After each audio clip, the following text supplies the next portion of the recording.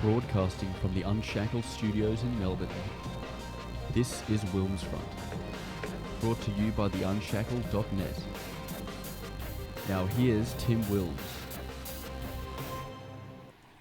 Hello and welcome to tonight's end of week show. The date is Friday the 29th of November 2019. It is 7:05 p.m. here in Melbourne. Yes, we are a few minutes late again. It's been such a busy week for me.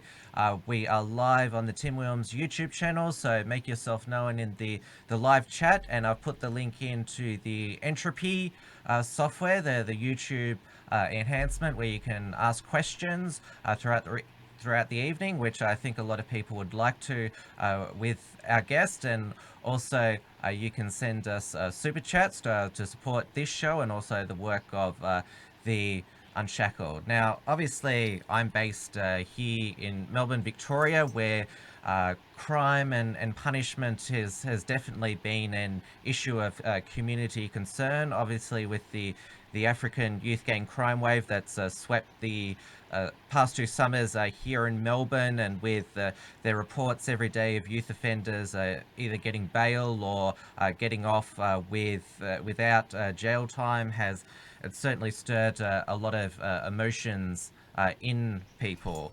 Though my guest tonight is not based in Melbourne, but he's based in Sydney, and that's Domonic Raymond-Carnaby. He is a former youth offender who spent time in juvenile detention, but is now reformed and is now, would you say, a consultant on the criminal justice system? Yeah, you could say that. Thanks so much, Tim. Honoured to be on your show tonight.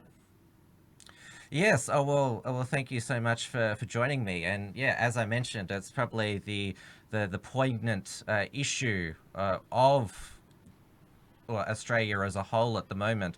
I would say in Melbourne, we've got Victoria Police. They are enforcing the law better than they have in the past, but people are feeling let down by our court system. But following the actions of the New South Wales Police, obviously with the sniffer dogs at music festivals and the strip searching, it seems to me that as a tale of two states in Victoria, we seem to be too soft on what is actually violent crime, while in New South Wales they seem to be going after what are called victimless crimes. Yeah, Tim, there's some valid points you made in relation to the African youth crime at the moment specifically.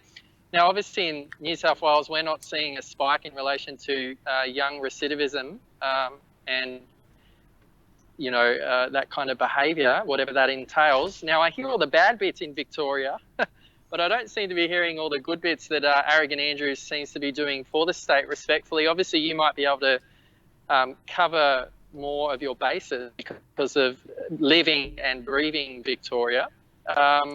But I do hear that there's a spike in a few areas, and that is the Bunnings warehouse victims. They do have a face. Giving people a slap on the wrist and letting them go and reoffend the next day does not seem to be effective at the moment. I think criminal justice system at the moment is appalling in Victoria in the way that they're dealing with young offenders, depending on the colour of their skin and race or ethnicity. I think that we really need to try a little bit harder to remember that we're in 2019, that victims do have a face, and that rehabilitation can actually start with the punishment. So, you know, why aren't we visiting those attributes, you know, more readily? It would be my first question. Well, Arrogant Andrews, the expression that you just used, you forgot to give credit for Bernie Finn, MLC, yeah, Bernie, in our local Victorian Parliament. He coined that. He's gone through a number of different nicknames. First, I think it was Dopey Dan, then it was Dictator Dan, then Despot Dan. Now it's in the new term Arrogant Andrews. And yes, as I mentioned, what has been described as the African youth gang crime wave, what we would term, let's take the racial element out of it for a moment, the aggravated burglaries, armed robberies, and what are basically termed grab and take, where you mentioned the Bunnings warehouse, where basically they come in a swarm, and it's so intimidating for just the staff there. They just grab what they want and walk out. It's been happening also at JB Hi-Fives, and I recall earlier this year it was happening at JB Hi-Fi stores in Sydney. So this is something that's happening in both cities, and I would say it's basically a form of innovative crime, youth crime, as they call it. And Victoria Police, they have been, I would say, silently cracking down on youth gang crime. There was an operation just a couple of months ago where they made 57 arrests in a day. I'll just get the name of the police operation, because they did publicize it on their Facebook page, that they were making all these arrests, which of course is great. And it seems to, it was interesting, before we just had our state election in November 2018, it first hit this youth crime wave during the summer of 2017-18. They didn't want to call it a gang, Victoria Police or the state government. Then they were tiptoeing it around. But it seems after they'd won the election, and it seemed get the minority votes, then that's when they've sort of quietly. It's really weird. They know that it's causing community disquiet and concern and alarm and angst, but they're quietly cracking down on youth crime. But strangely, for a government, they don't want to brag about it.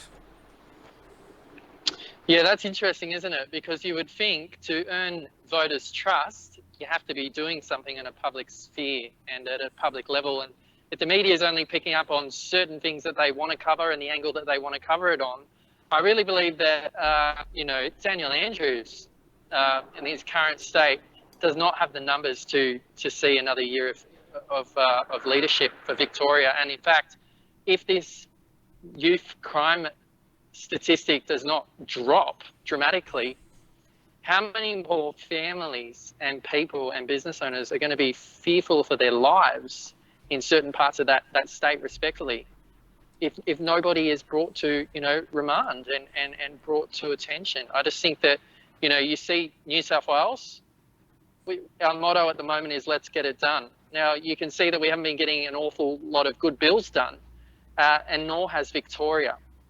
They're going for the gay conversion therapy ban next, I hear, from Bernie Finn's front. Thought I'd just drop that name just now. He's doing a great job. And I think New South Wales could really learn a thing or two from your attack on freedom of speech and on calling a spade a spade. If these people are in fact youth and they are of the African origin, I think we need to start calling things what they are, because as truth tellers, as a Christian personally, I don't go out of my way to lie or give a fabricated story just so it will sell headlines the next day. And I think Andrew's media is truly a jungle at the moment, the state that it's in, and the truth that's not really being told as part of that. So, yeah. You've just fallen out of frame there. Can you move to your left? So that I should remind our audience, because they get confused when I conduct interviews whether it's live or not. I am live with Domonic tonight, so I am reading your comments as they come in, and that's why I put the entropy link in to the chat, because since I've got a live guest, if you want to ask Domonic anything, I can put it to him. Fantastic. Love to take your questions, guys.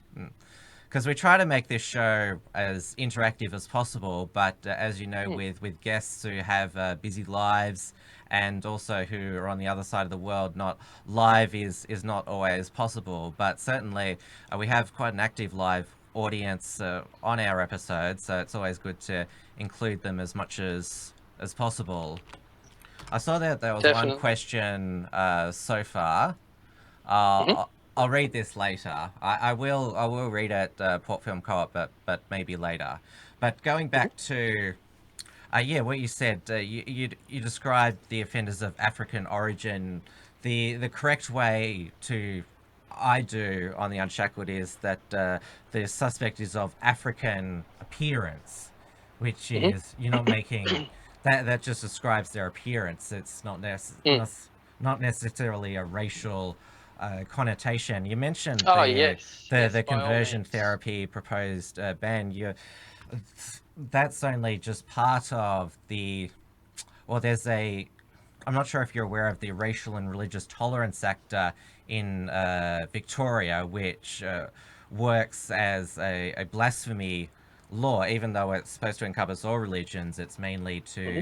mainly seems to protect Islam. Fiona Patton, the former Sex Party leader, she's now Reason Party MLC. She's proposed the Racial and Religious Tolerance Act Amendment, which will expand it to include sexual orientation, gender identity, gender, and disability. So make it more an inclusive hate speech law.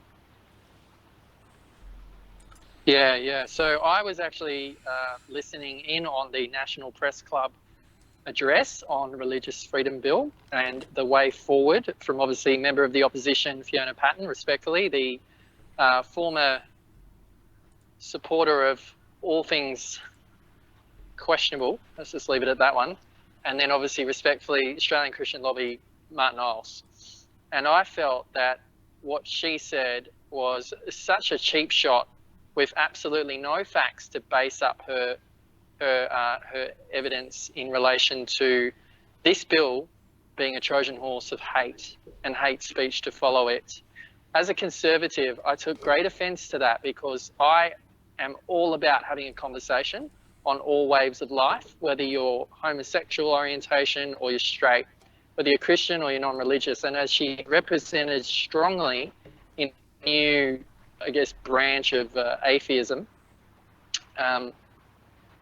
you know, we need to continue this conversation civilly, but also give some Christians and Islamic people and Buddhists, for that matter, some protections, just like everybody else at the moment seems to be getting looked after in relation to these discrimination claims in the tribunal.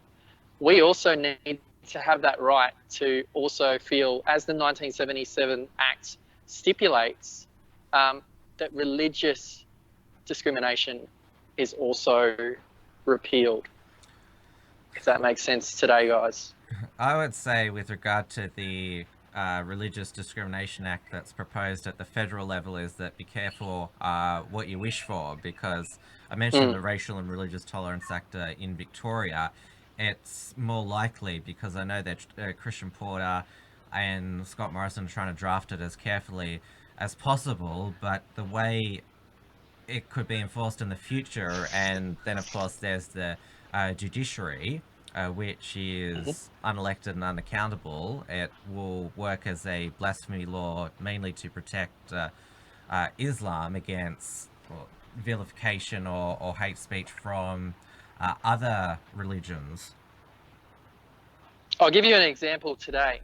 We had an interfaith conference today that was proposing the obviously the draft currently and the final reading of the Religious Freedom Bill at a federal level with Christian Porter, respectfully. We actually attracted some high-level Scientology members that were coming in, as I see it, the back door, trying to find a way to justify their unnecessary cult, as it's been labelled, on financial fraud as one thing, that Melbourne actually experienced recently, I believe, and that was one of the reasons why the domino effect came down for them. Now, this gentleman went head to head with a barrister that we had live feed on Skype, a lot like we're doing now.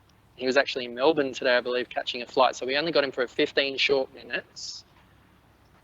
But basically, he was saying that interfaith should include the Church of Scientology. The Islamic man that came today, the doctor, respectfully, from his jurisdiction, Islamic from the Quran, also had his bias. Now, the issue with that is they're only trying to cover their own butts. They don't particularly care about Christians and Catholics and the ongoing persecution that we're seeing as a whole, statewide, also Victoria and also New South Wales, in relation to, here it is again, freedom of speech. We're not calling the Religious Freedom Bill freedom of speech bill. Why that is anybody's question at the moment. I think the way to get the non-believers and the secular numbers on board is if we change the name of the bill. I don't know if anybody is discussing that currently to Christian Porter or to said parties in the consultation time to the community, but I honestly think, and Bernie, if you're tuning in, please pick my brains with questions later, because I believe we have to go about this a very strategic way and be a few steps forward with Fiona Patton and other said bodies that are absolutely an enemy against this cause and will not stop. I'm talking the Church of Satan now wants to use Anglican halls to have black mass. Like, we have got to draw the line in the sand somewhere and call it what it is. It's ridiculous. It is also a form of discrimination, and we have to have those rights given and re-established back to the Christian Australian democracy. I hadn't heard of Satanists wanting to use Anglican churches for whatever. I can forward you that link if you like. Yes, I'd be very interested to read that. That sounds incredible. I didn't believe that the Church of Satan, well, it actually existed and that it actually did rituals, whatever that entails. Oh no, my word, they are fully alive and wreaking havoc on our freedoms as we speak. Now, the Greens and the Labor Party, there's obviously going to be factions and individuals who are practicing Satanists. Whether that's going to be broadcasted more widely in the Fairfax media family is another question, and I think we know the answer to that. It's not going to be, because it's not a popular flavour to represent or face to give to said parties when they think that they have these enormously amazing bills to protect sentient beings, but they forget about the unborn being also a being that has rights too. Not that we'll go back there, because the abortion debate has well and truly been exhausted for the time being. And that's not to say that I won't pick it up again and legislators won't pick it up again when the time seems fitting to do so. Things have gone quiet in that front, so I'd prefer to respect that. But as you can see, and obviously, New South Wales is where Israel Folau has his family church, which has been, well, that's another religious freedom issue of contention.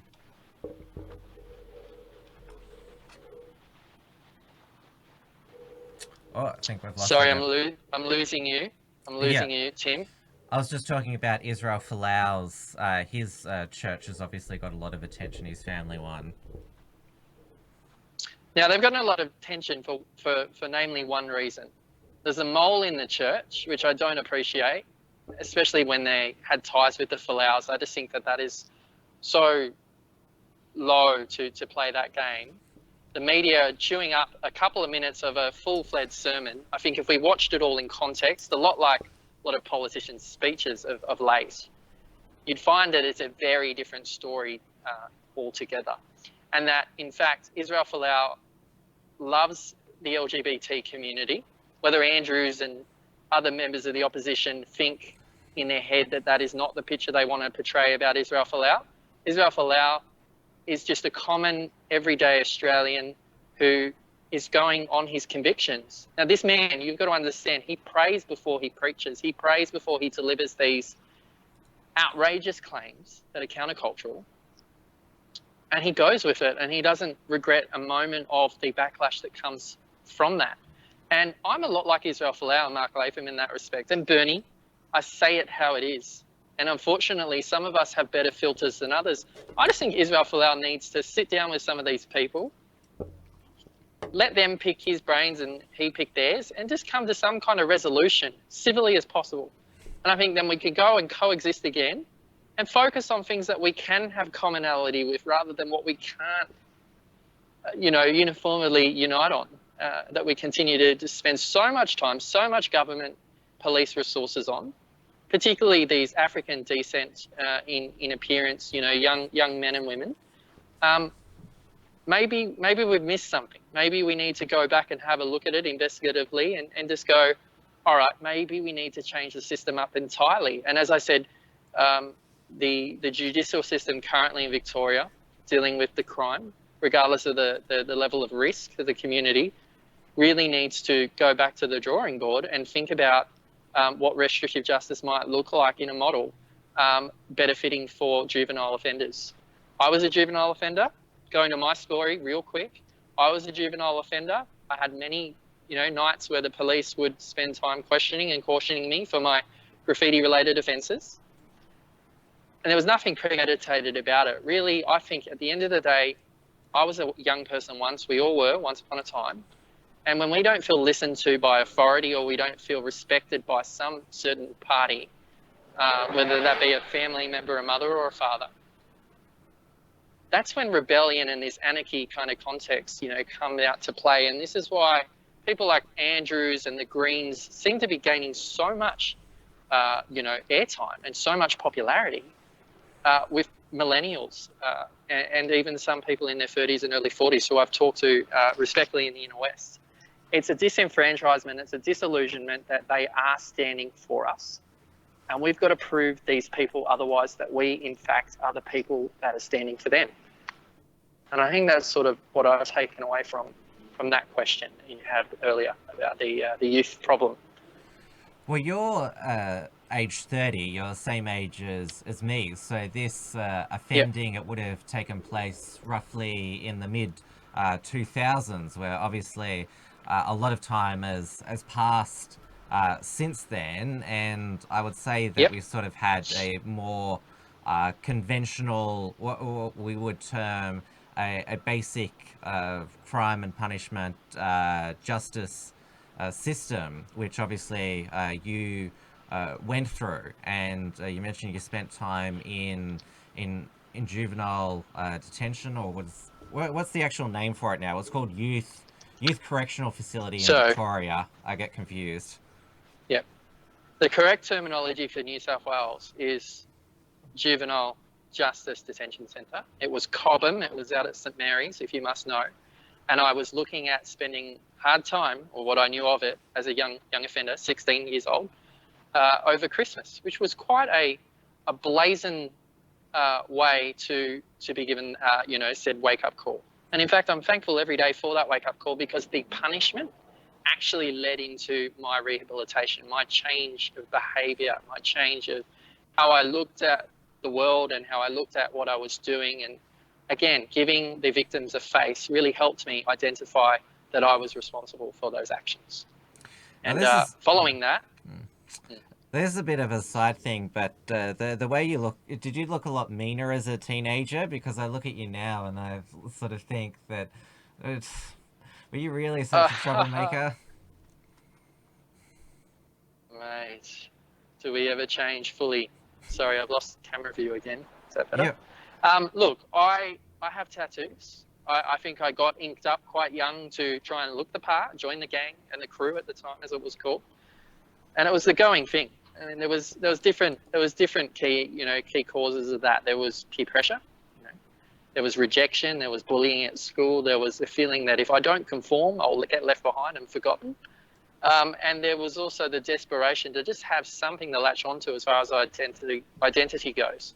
Now, I wasn't involved in the church until a lot later in my youth, and that truly was a revival point for me, where I completely repented and walked away from my old ways. But it was not till I was 21 that I really got rid of that disenfranchisement towards authority figures and respecting the police. So it's been a good 10 years now almost that I've not offended in that regard, in that capacity. And it's an everyday learning experience. And I believe that we should never, ever put a group of people into a box, because then where are the holes for them to breathe and move around with? That's sort of how I see things at the moment in the way that we're dealing with one person to the other.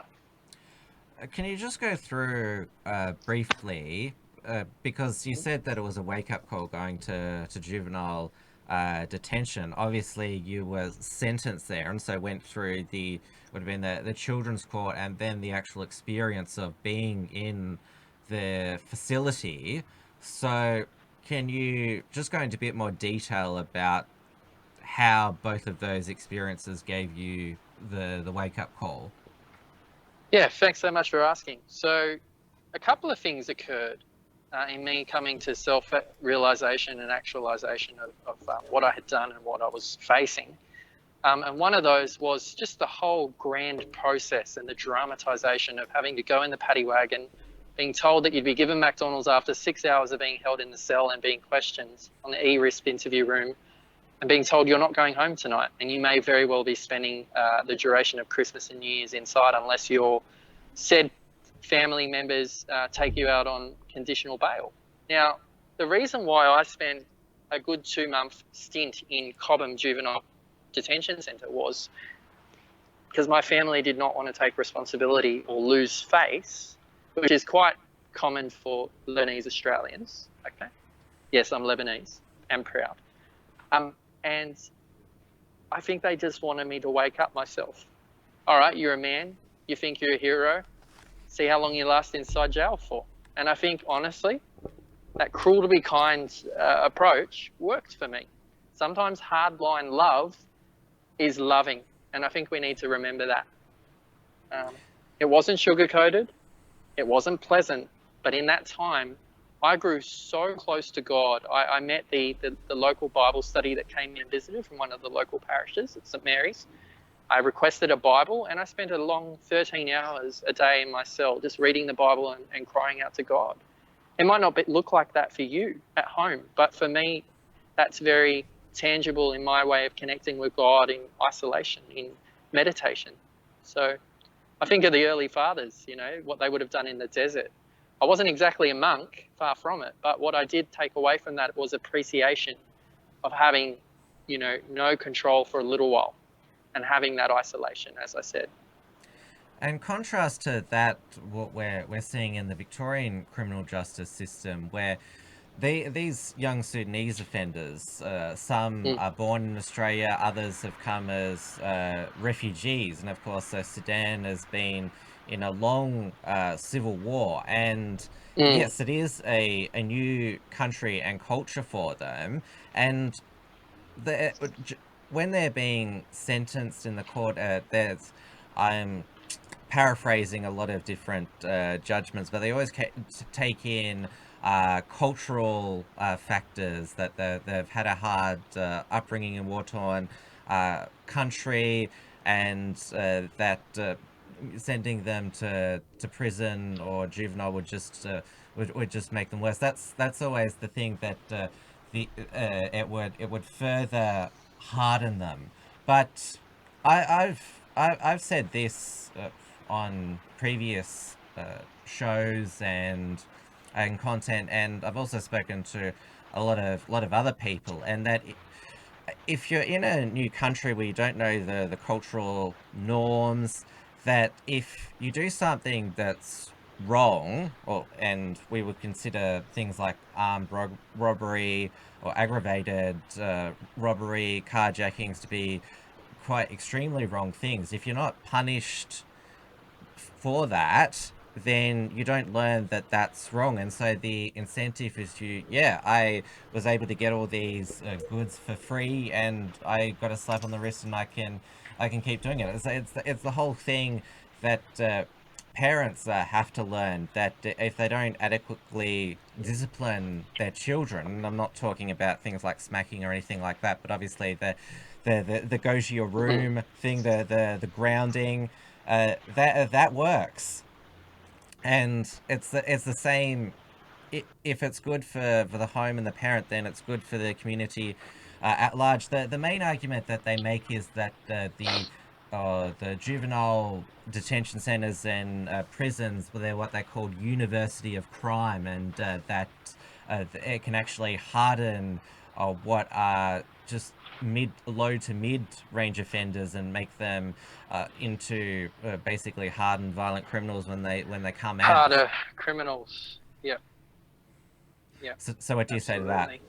And that's what I was told. I had a whole bunch of people, undesirably to that effect, say to me, "You're just going to get up, build up your category of offences, and you're going to be in jail." The police actually said that to me. How discouraging. Sorry, I've just lost camera. Give me 1 sec. And the How sun's right discouraging in as the a young camera. person who didn't have a fatherly figure to be told point blank, we're going to keep seeing you, we're going to know your full name, we're going to know where you live because you're known by police. To be given such discouragement and no room or no perpetual, possibility of changing, you may as well sign your death warrant, because people need encouragement. It's common sense. To be told that you're going to be a recidivist for the rest of your life, you're almost becoming that self-fulfilled prophecy, are you not? The police really need to pull their head in, and if they're going to continue to tell young people that that's all they're going to equate to and that they're garbage to the community, then they're going to start acting like garbage, are they not? That's how it works.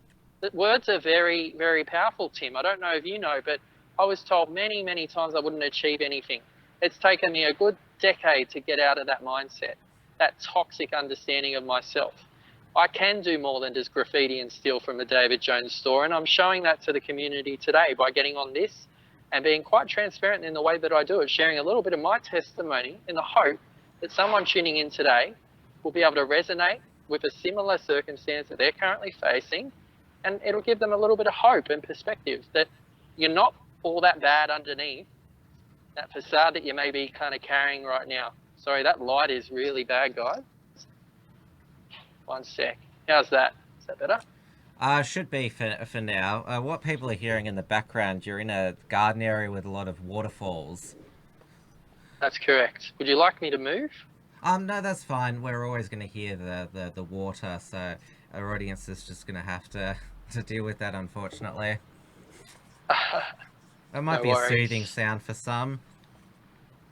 And people are commenting that they believe that I'm wearing a pink shirt, but it's actually, well, to my knowledge, it's a red shirt, but it seems to be coming across on the green screen as a pink shirt. It's supposed to be red. I have noticed.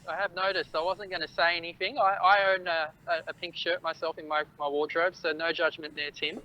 But it is red. If people saw it, like me, actually in person now, they would know it is a red shirt. But obviously, it comes across a bit differently on the screen. First time I've worn it. Good-o. Thanks for the explanation. Don't end up like Homer Simpson and go to the... I'm not sure if you've seen that episode, the mental institution for wearing a pink shirt to work. I don't think I have. That might have been the odd one that I missed. Okay. I mean, I started watching The Simpsons when I was 0 years old. I was actually born the year that the pilot screen, yes, which is as pretty was cool. I. I'm in a photo. So there you go. Awesome. What we've seen now, because we've mentioned the two extremes that we've talked about, how that you've mentioned that there's people who say that you're going to be a criminal for life, you're never going to change, and also the people that say that we shouldn't punish because that just makes things worse. And what we're seeing at the moment is basically, and it's amplified on social media, a real toxicity when it comes to law and order, where people see these reports of all of these violent robberies, home invasions, carjackings, and then they see the slap on the wrist. And obviously when they come from Sudanese or other background, it's just basically everyone is deport. But it's had the effect of basically that people are just now demanding that you need to lock these scum up, and that's the only way that they're going to learn. And it's basically making both sides dig their heels in, because obviously we mentioned Fiona Patton and the Reason Party before. They do not support what they believe is a mass incarceration. They say we're going down the US path, which that fails to take in which a lot of offenders they're in US federal prison system for non-violent drug offences, which is a unique phenomenon to that nation. And you're following what I'm saying there, that the community is just getting so frustrated. And when you let a problem simmer, then you do get a public which not just gets agitated, but it can spur in unpleasant activities or community actions. Absolutely. Reprisal vigilantism is the way that I like to look at that, Tim. And, they've got some justification to be reacting in that way in some respects, but in others, it just comes down to this not being attacked the right way. And I think this whole culture war mentality that Andrew's government's leading and creating this victimhood out of nothing really isn't helping people that have literally escaped the civil war, right? Those kinds of inequality and no access, to the point where you could get killed if you went to work the next day. Like, I don't for a second want to begin to imagine what that might have been like for those men coming over here. And maybe they don't know any other way to appropriate unless our government, but also just people of the community and churches, maybe show them a thing or two on what is appropriate socially, what works in civil society and what doesn't. I think it just comes down to nobody really having their backbone or the spine to pass that snowflake mentality that we're currently seeing in politics and policies to please everybody on one end of the spectrum, but then on the other end, we're just completely becoming the silent majority on these issues. And we should call out what is basically bullshit that the police and the governments arrest and lock people up, and in some occasions facially shoot offenders or suspects because they're black or another skin color. That's an absurd proposition. The last thing that the police and government want is to be accused of racism, and we've seen, or that sort of I should say viewpoint simmer over in the Northern Territory, where a police officer has been charged with murder for facially shooting an Aboriginal male suspect in a town near Alice Springs. And we've seen in Alice Springs a lot of community tension there, and it's also there's a large Aboriginal population in WA as well. That's where a lot of there's been a lot of protests about fatal deaths of Aboriginals in custody. I think, as I said, we need to call it as bullshit that the police, like, as it's put, persecuting young Aborigines for no good reason. No, there's absolutely more to the story than the media is willing to portray, and this is what really pisses me off, Tim, as it probably does you here in Victoria Live on the WilmsFront. Just a shameless plug there. It is this, the whole story. Was he a known offender? Was she a known offender? What were their outstanding warrants like? Were they violent in their activity? Were the police, scared for their life? Did he pull out a weapon? Like, there are so many things that you have to put into consideration into profiling a criminal in the first place, of whether or not they deserved it. I think at the end of the day, a police officer shoots somebody because it's them or it's the police officer. So I think this police officer just all of a sudden being called a racist, being called a Nazi, a xenophobe, all these crazy words that don't really represent their meaning anymore in the society we have to unfortunately coexist in, that's got to be taken into consideration, I believe. Now, what did the coroner say about this? Like, there's so many things that I don't feel have been exhausted yet, which could kind of take me, a bit cheekily so, back to the Martin Place siege. Even however many years ago this occurred, and how it was terrorist in nature. So much of the information is only being provided now. How much of the information is being withheld on purpose? That's what you've got to ask about these cases, like currently we're seeing in the Northern Territory, but we're also seeing with Thomas Hickey and a number of other very young men who were killed whilst being in incarceration. Was there drugs? Were the drugs given to them by police? I know I'm putting myself in hot water saying that, but how many conspiracy theories end up going nowhere in today's commodity. I just think we need to visit and exhaust all of the options and the possibilities before we start shaming and naming a member of the police force.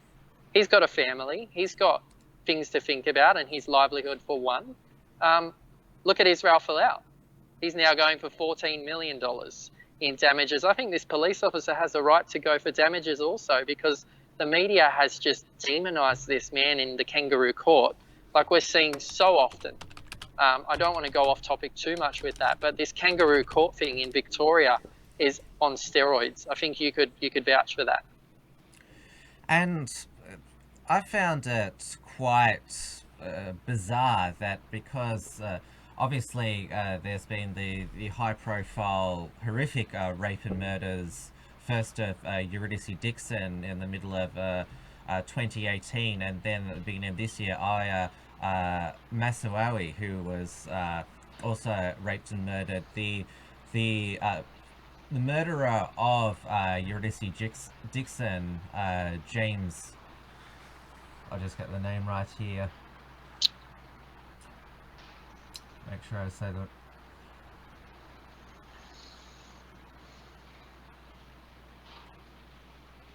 Where are we here?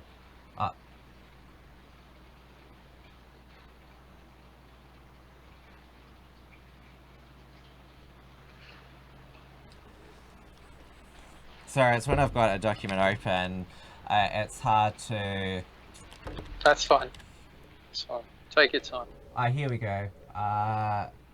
James Todd was the murderer of Eurydice Dixon. He got a life sentence. He's got a minimum of 35 years in prison before being eligible for parole. But the convicted murderer of Cody Herman, he was of Aboriginal descent. He's been, and I don't want to go too much into the detail of Iowa Masui's rape and murder, but that was quite horrific. He got 36 years in prison with a 30-year non-parole period, and it disturbed me because at the original remand hearing, the magistrate said, "Oh, you'll be vulnerable because you're Aboriginal. This is the first time in custody." And I can't just help but notice that he got 36 years for. He could be back. Well, it's being appealed, the sentence. He could, if that sentence stand, he could be, before he's even 60, be back on the street. While James Todd, he is appealing his life sentence, and is white. You can sort of see there they're almost identical, the exact same horrific crimes, yet we got two, I would say, completely different sentences.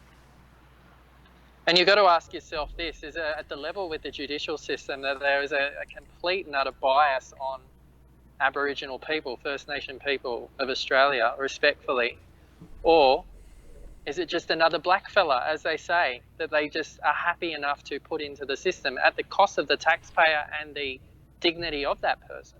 We've got to think about the dignity of these human persons, right, for a second. Tim, they are completely dehumanised, like animals when they're thrown into that cell. When you're given such a hefty sentence like 30 or 40 years to life, okay, regardless of how violent and volatile the crime in nature may have been, I don't care about that. I want to remember that those criminals, those murderers, those serial offenders are also people at the end of the day. And I don't think I touched on that enough, or did a justice of that enough when you earlier threw that question in the works about the African in appearance. And I do apologise earlier to viewers if you're offended by the way I did not collaborate that terminology correctly. That was not my intention at all.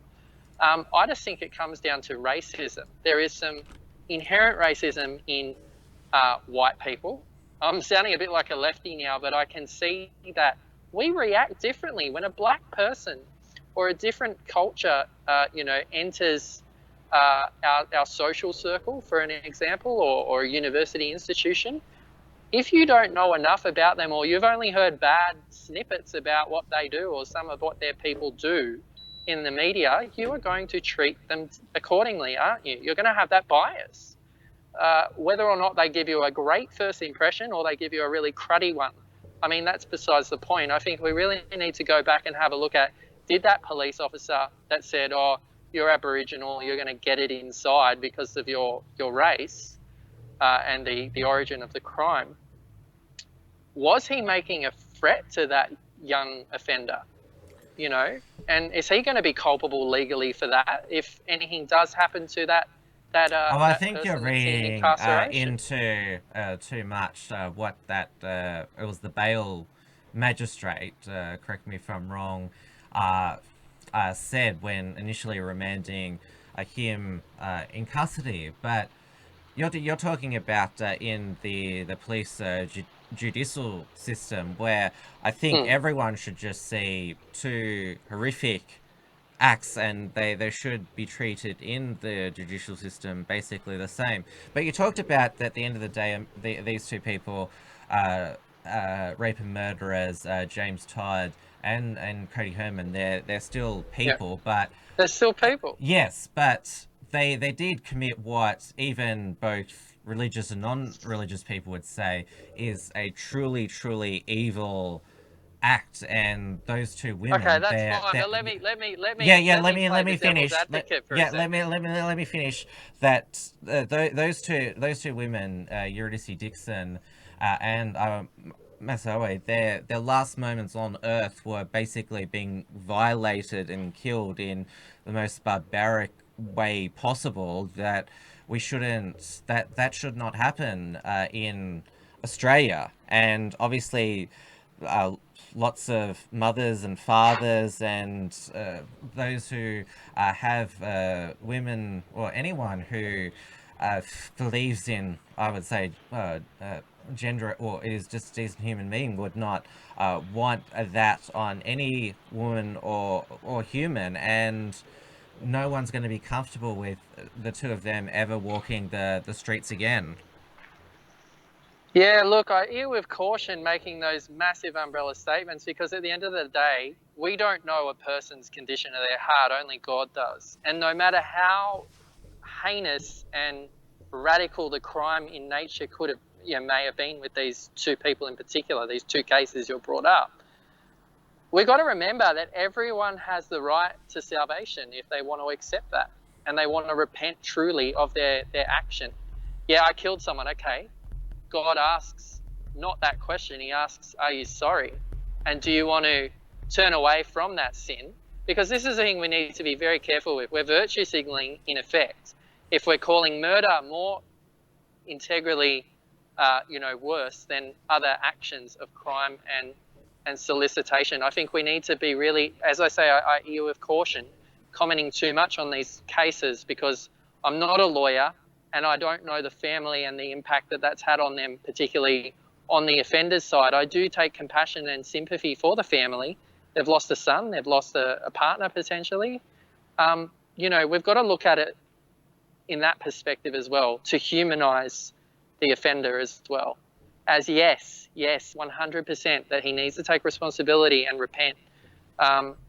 Is he able to be rehabilitated in those 30 years of that sentence?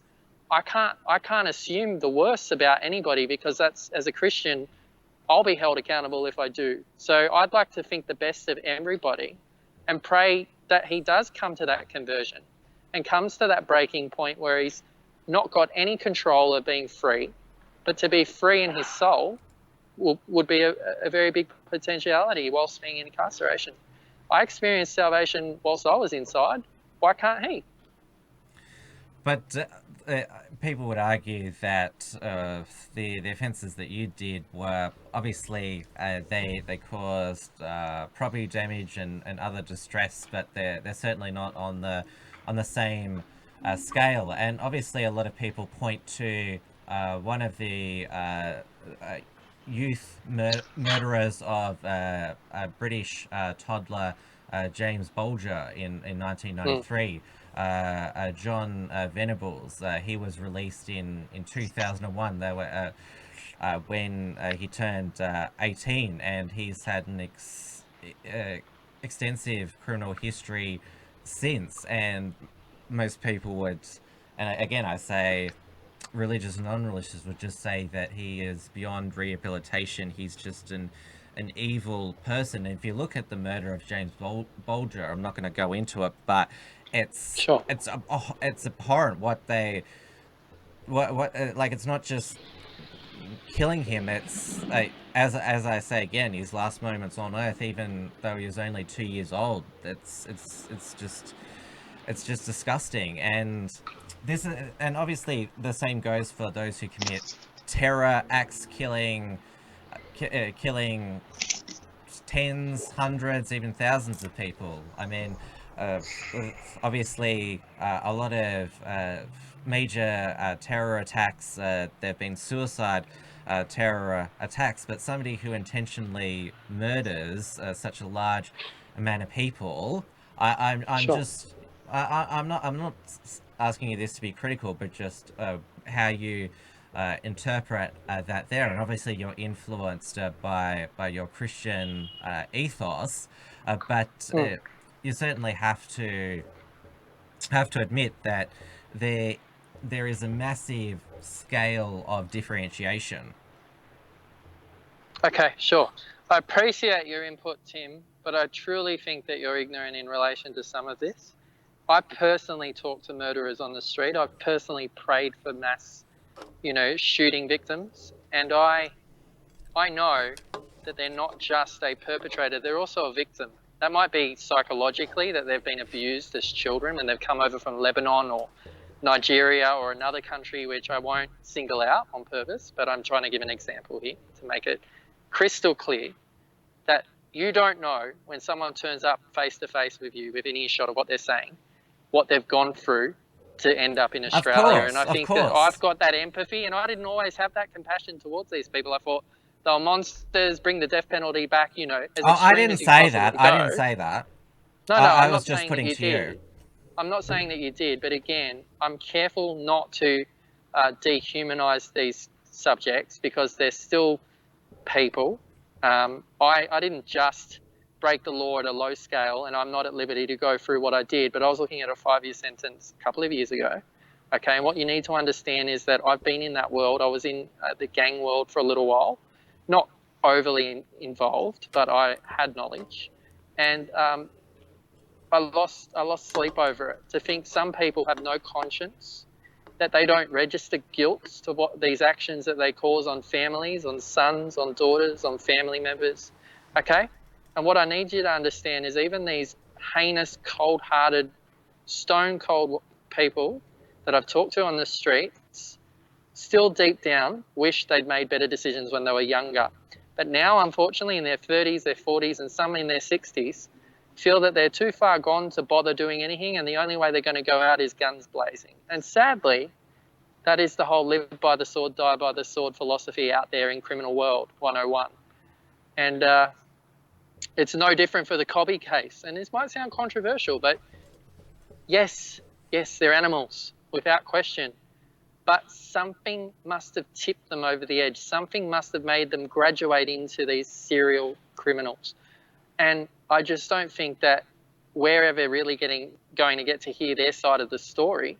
And I'm not saying this to glamorize or glorify the life of crime. No way, sirree, Bob. But what I am saying is that if you put a face on the offender, you can get into that world and you can understand their head a bit better and psychologically attain risk a lot better, I think, by what they're saying. Because then you can put it into a lot of other cold cases in Australia and in Victoria, namely. This could really solve a lot of the puzzle. That's sort of all I have to say on that, because, again, I'm not a lawyer.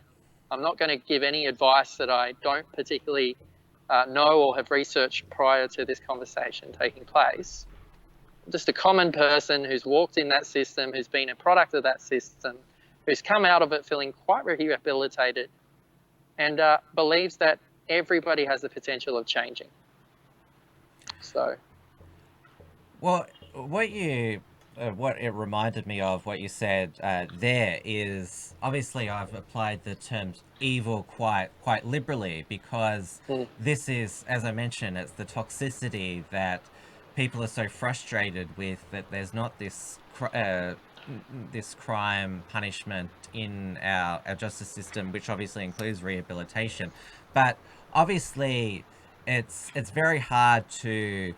There's very few people who you'd say are born evil, and if you look, because I've watched a lot of crime documentaries, there's heaps of them about killers, and they do have extremely troubled childhoods, come from broken homes. They've been a lot of them have been abused both physically and sexually, and if you have that type of broken childhood, then it's going to it's going to shape that child in abhorrent ways. And you mentioned that during your youth, you didn't have a father figure, and it's been touched upon in because obviously there's been a lot of focus on all these mass shootings that occur in the United States, and the people who blame guns, video games, white supremacy, but the most common theme is that they were brought up without a father figure, and of course the breakdown of the family in the past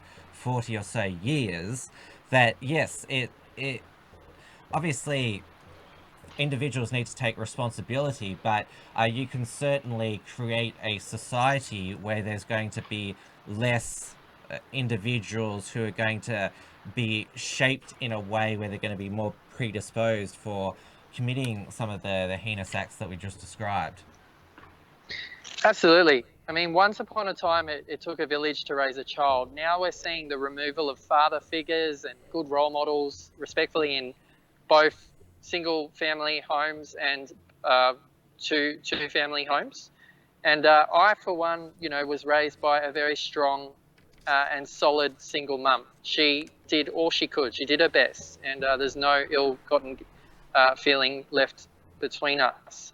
Now that's been a process, and a part of that is, as a man, we're looking for affirmation. We're looking for respect, and if our old man doesn't give that to us, we're going to go out and look for that acceptance somewhere else, aren't we?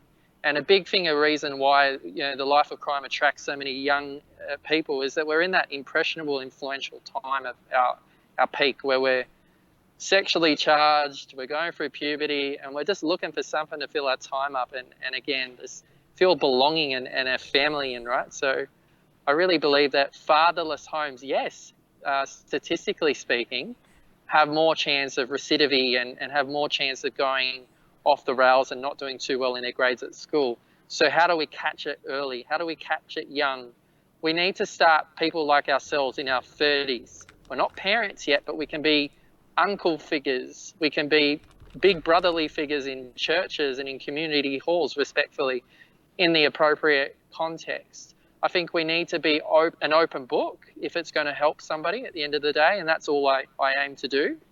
And more people need to share their story. And there's a lot of power in story.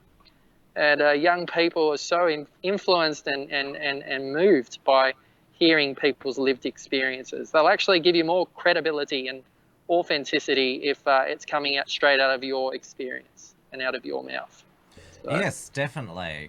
That's what I aim to do with this show. Anyone can have an opinion, but I, as often as possible, try to interview experts, people who've had lived experiences, because that's the greatest lesson there. And you might think that I'm putting a whole lot of we'd say stereotypical facts about or opinions about Law and Order to you, but this is what somebody like you is up against. And I just want to go to restorative justice again, because obviously the offender needs to admit guilt, and you need the offender and victim to be able to sit down. And obviously I can tell that you're extremely influenced by the Christian virtue of forgiveness. And we have seen there was that female police officer who she walked into the wrong apartment and shot who she thought was an intruder, and was the African American man who lived next door, and she was found guilty of that. And you saw her hug the victim's mother, hug her, and obviously that was seen as quite it's quite how we want justice to be able to operate, forgiveness, but obviously this former police officer, she still needs to be punished, pay her penance to society. But of course, that is probably an exception to what we're seeing in society. So how do you get both? Because we are seeing, and I go back to the African crime wave in Melbourne. There was a report recently about one youth offender. He said, like, I can get away with anything because I'm black and I'll get special privileges. And so obviously he is at the moment not feeling not or he's probably admits to his crime, but he's not feeling remorseful. So I'm just getting, I just want to get an indication from you. How do we get both parties? Because again, I go back to this toxicity there, which it's because we're not in a crime and punishment, we haven't got the balance right, that we're in this situation that to a lot of people that just seems like it seems like a very difficult task there. Sure, you made some valid points, Tim. What I will say in response to that is that these African and other ethnicities, I don't for a second want to come across as only demonizing this one group, because I believe that there's many other factors and many other backgrounds involved in these spate of crimes in Victoria currently that the government's really not sure what to do. But what I will say is that, again, the victims have to be willing to have a confrontation in the most civil way possible with these young men, and the young men need to, or women, and they need to identify, holy crap, I've actually caused this damage for this person personally. Give them a face, give them a reason of motive, ask why they chose to attack them. Ask why they chose to attack their property or steal from their business.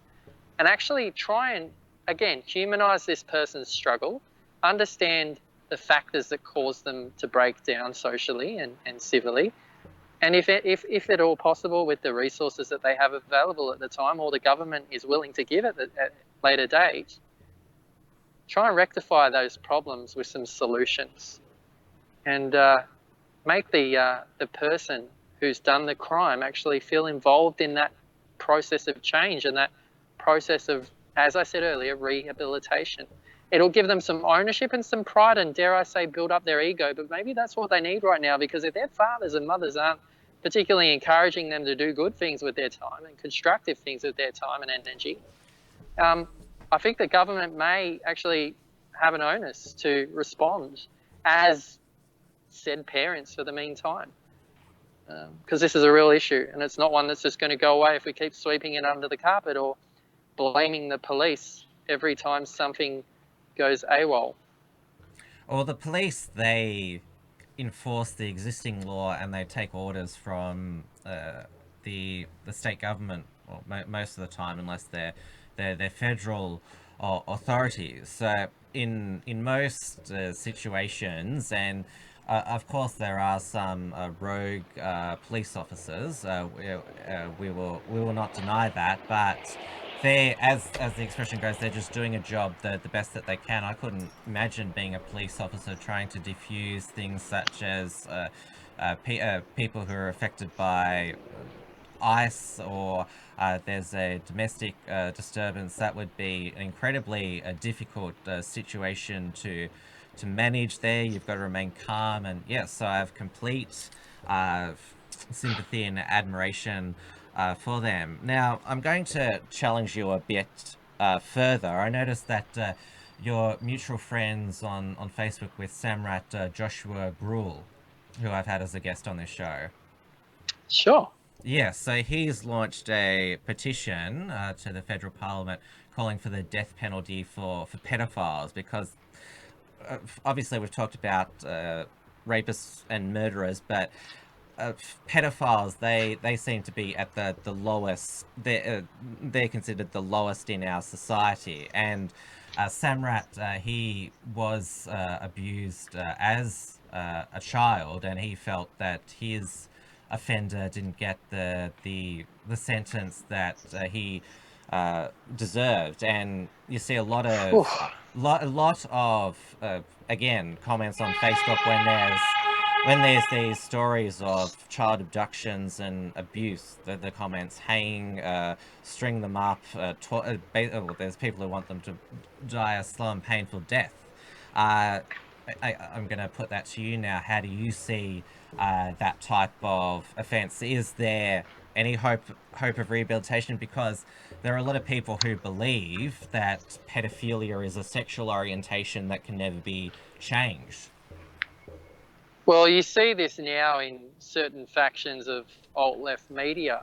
There's studies taking place, very controversially and unacceptably so, where even Twitter is now allowing that medium to gain an echo chamber, allow a voice in their echo chamber, if you want to look at it like that, where they're talking about their attraction to minors.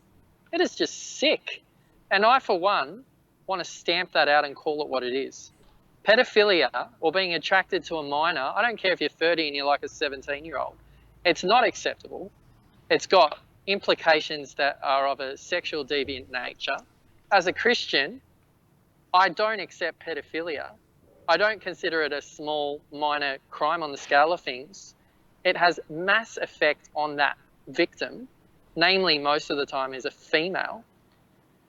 And the fact that anyone would go for someone vulnerable and growing into who they are to just screw their life up in a heartbeat just for a sexual gratification, they deserve a longer sentence available in this current constitution. I don't have any sympathy for someone that repeat offends in that sexual orientation. Look, maybe they can change, but there's not enough data around whether a pedophile can change. And that's the issue. We don't have the data. We haven't necessarily interviewed enough of these deviants to know what the hell they were thinking when they did it. Was there an impulsiveness attached to that? Was there a fantasy that porn has caused to do those heinous acts? Like, these are all factors that we need to take into consideration. I did like, however, and I'll try not to segue this, go off topic in relation to porn, but porn seems to be a big contributor in the breaking down of relationships, the breaking down of how we respect, the breaking down of dignity of being one of the ethics that commonly prevails. Well, you can compare it to something like gambling as well. There is a lot of people who've stolen hundreds of thousands of dollars, it's broken up families, basically being dishonest, compulsive liars. Any form of addiction, and pornography is one of them, can have really damaging consequences to society. And yeah, yes, sorry, they are. In terms of pedophilia, that obviously manifests it in society's most vulnerable, and it has been proved that pornography addiction, because it's basically, it's the same with any type of addiction, whether it be drug addiction, you keep needing a greater fix. And I'm not sure if you're aware of sort of because there's a huge global child pornography trade. It's apparently large, and if you see sort of what some of the sort of sexual torture of children that goes on in places like the Philippines, you can't help but think that it's been fueled by people who are wanting just more and more gratuitous child pornography. Yeah, look, hands down to the A21 campaign and all they do in the Philippines with the local police forces. I think they are absolutely heroes for the cause. Sadly, they miss so many people in the gap. Sadly, people can say a whole bunch of words to get let off the hook with no culpability or punishment. And these people, mark my words, are people that I don't believe should be free. I'm not saying that they can't change, but I believe that going to a halfway house with police closely present and a reporting on a daily basis doesn't go far enough with these kinds of perpetrators. I think that if I could have my way, this petition that's currently being drawn up in Victoria, I believe, to name pedophiles and offenders that live within a close proximity of schools and families in the community is a very just way to reduce these kinds of offences taking place at a local level anyway. But again, I don't know enough about the situation in Victoria to comment too readily in relation to what you are doing or how you are going to go forward. But I think, again, common sense, it doesn't take a rocket scientist or an architect to help build a church. You just have to take the time to research and gather people and the money to forwardly initiate that thing. So, it takes one person. It takes one person. I can't help but notice your change from, because you talked about before, like you'd spoken with murderers on the street and talked about the need to humanize them, but we've switched the topic to pedophiles, and I noticed a distinct change in basically your view. So I just wanted to point that out and ask you to respond or rationalize that. Look, I'm a Christian, hands down, born again Christian. Proudly say that, nothing to hide in that respect. But children and mothers are very close to my heart, and I'm very particularly protective of them. I have a sister, and she has a little one, and if anything ever happened to her, I don't know what I'd be capable of doing. And I think at the end of the day, don't think just because I'm a Christian that I'm perfect and without blemish. We all have our weak spots. We all have areas we need to work on, criminal or otherwise. I think at the end of the day, to advocate to protect the family and to preserve that family accordingly, survival instinct will kick in. And I don't know, I haven't had to, thankfully, have that effect kick in primordially yet, but I don't know, with the world changing the way it is and at the speed that it's changing, that we're always going to be safe as fellow citizens. I think we've just got to be mindful of that and try and evolve with the times that we're in, but also ask for help if we need it. I think that's really important to go away from this, that the community should be looking out for the village, that the village should be looking out for the child rather, and that if we ever think anything, is out of character in somebody, say something.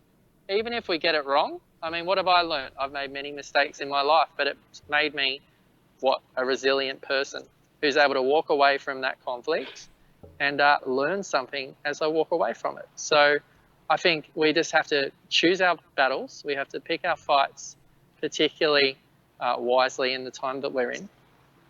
And hopefully we vote better politicians in next time, right? That's my prayer today, that we get rid of Andrews, we get rid of Scott Morrison, we get rid of all these people who make all these promises and at the end of the day are blowing smoke up our arse. Trying to save animals and trees. In the process, we've actually had all these catastrophic bushfires and a big hoax on climate change. That is not protecting families. It's not dealing with the issue right now with crime and punishment. Well, we certainly need, I would agree, better politicians, because as we're seeing now, whether it be burn hazard reductions or Murray-Darling Basin Authority, it doesn't matter whether they're Liberal or Labor, they're letting the bureaucracy run the show, and I don't know what they're doing. There is a question which I think, because we will wrap it up now, there's a whole bunch of other things that I could ask you, but I think we've covered quite a bit and had, as they say, a frank and fearless exchange of views, which is what this program is about. Throttle Grim says, the problem seems to be activist judges not applying law correctly. Who are they accountable to? Well, they're not accountable. There is some jurisdictions where judges are elected. I think that either term limits for judges, so because once they are appointed to the bench, they're not answerable only to precedent, but I like it how our High Court also has compulsory retirement at age 70. Maybe the US Supreme Court could do with that too, so you don't have cyborg Supreme Court justices as they're known. So great question. Thanks so much for asking that. Sorry, I missed his name. Who was this? Throttle Grim, which is just a username. Throttle Grim. Thanks so much for asking that question. Yeah, in response to the activist style bias that seems to be in the judicial system at the moment, and in some respects the policing system and Parliament particularly, I think we have to really ask ourselves this serious question: where the hell are they getting these degrees from, and at what capacity are these people actually representing their portfolios and area of expertise in the way that would be expected and, lawfully done so?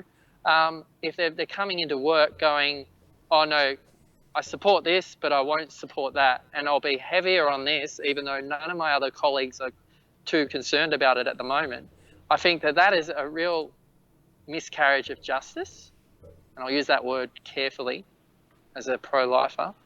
And number two, I don't like being put on the spot. I'm quite spontaneous though, so I'll work with that. Number two is, what the hell is activism anymore?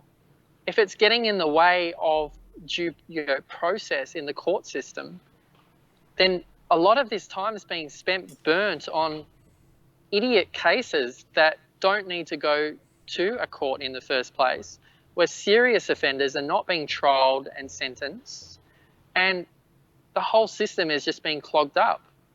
I heard someone say that only a few days ago in an interview, and I didn't mean to steal their words, but it was put so well that I felt that it was worth mentioning. Yeah, that's what I have to say about that, I think.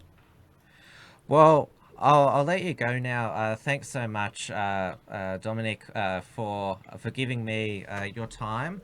I certainly would like to, as they put it informally, pick your brains if some more law and order problems, debates, and controversies come up, because you've certainly got a unique and I would say alternative perspective, and we certainly do need more rational thinking, and certainly I would say, well, we need our both our policy makers, our legislators, and our law enforcement and law adjudicators.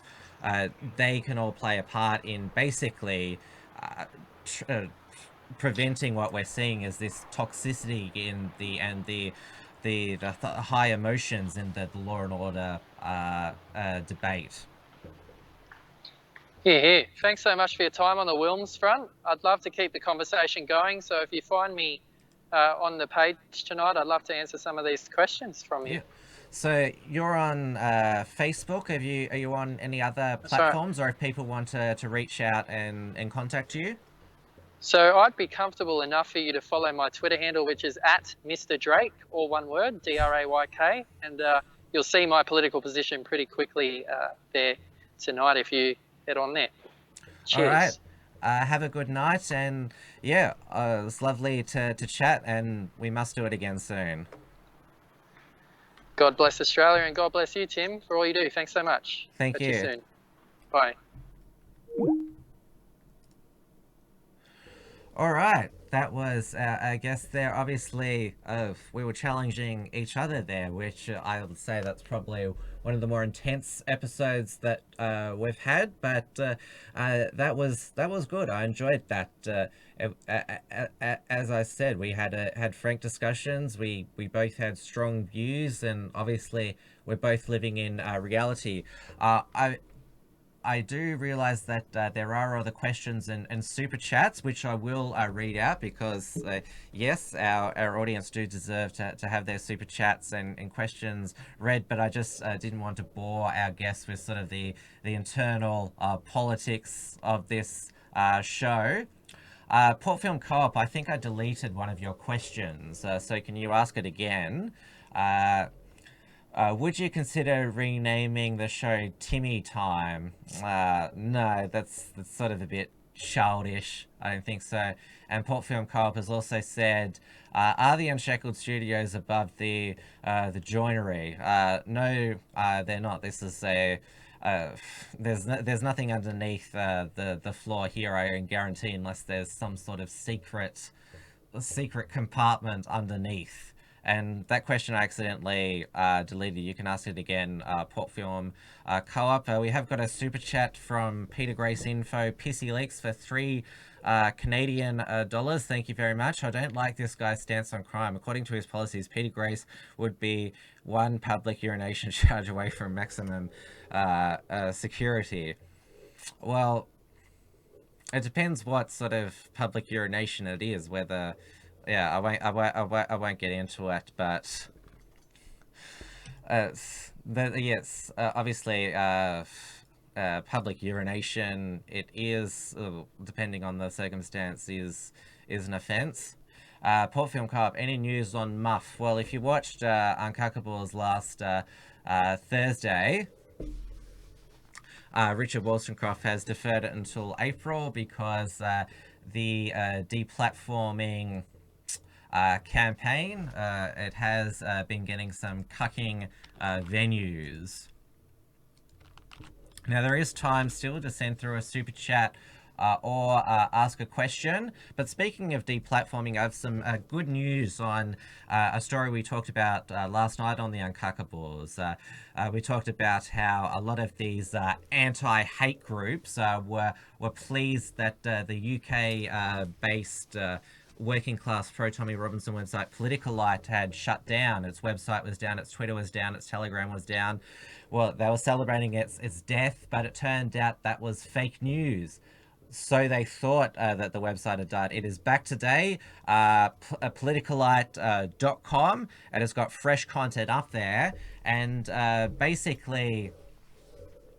what has happened is that the editor there, Jordan James, he's working on what he's promoting as his biggest expose yet on Jeremy Corbyn's anti-Semitism. And as I've said previously, I am skeptical of whether Jeremy Corbyn's anti-Israel, anti-Zionist views does fit the definition of anti-Semitism, but I will certainly be interested in reading what Jordan is going to report on in that regard, because he does do a lot of investigative work. Jordan, he doesn't do shows like I do. He doesn't sort of be a jack of all trades as I do. He just focuses solely on the written form of journalism, which allows him to, I guess, focus more of day to day on looking in detail. Doesn't have to sort of prep, and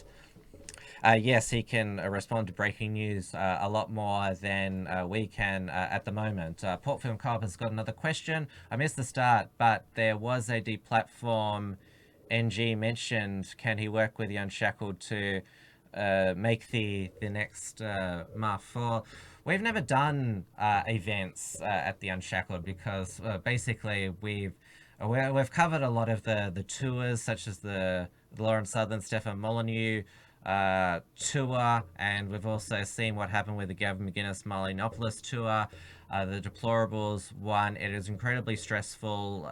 There's a lot of money on the line, and you've got to be able to promote and sell tickets. Yes, we don't need that extra anxiety at this stage, but Richard, he's done heaps of muffs over the years, so he is definitely the expert in that regard. We'll certainly help him promote it in the Unshackled. There is another episode of the report from Tiger Mountain with Richard Wollstonecroft coming through. So last opportunity to send through a super chat or a question. I just got a news alert before we came on air. I will see if it's still in my news alert here, that a Aboriginal, First Nations group is suing the Western Australian state government for $290 billion for the spiritual loss of their traditional lands. And well, this will be a big test of or judicial, what the judiciary decided that, because 290 billion, that is, that's a huge chunk of our annual federal budget. And I heard somebody say that if we're supposed to be a secular law system, then how can you apply spiritual loss there? That doesn't make sense. But anyway, I hope you enjoyed tonight's show.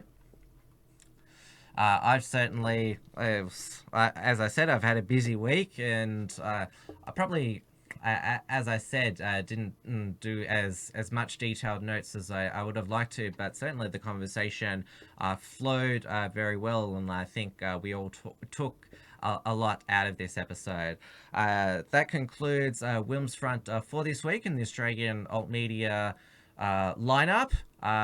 Next WilmsFront will be Wednesday, 7 p.m. Melbourne time on the Tim Wilms YouTube channel. Make sure on this episode and all other episodes you hit the like button, comment below, and share. And of course, make sure you are subscribed to the channel and click the bell to allow notifications so you know when the show goes live, because YouTube is very slow to get the word out.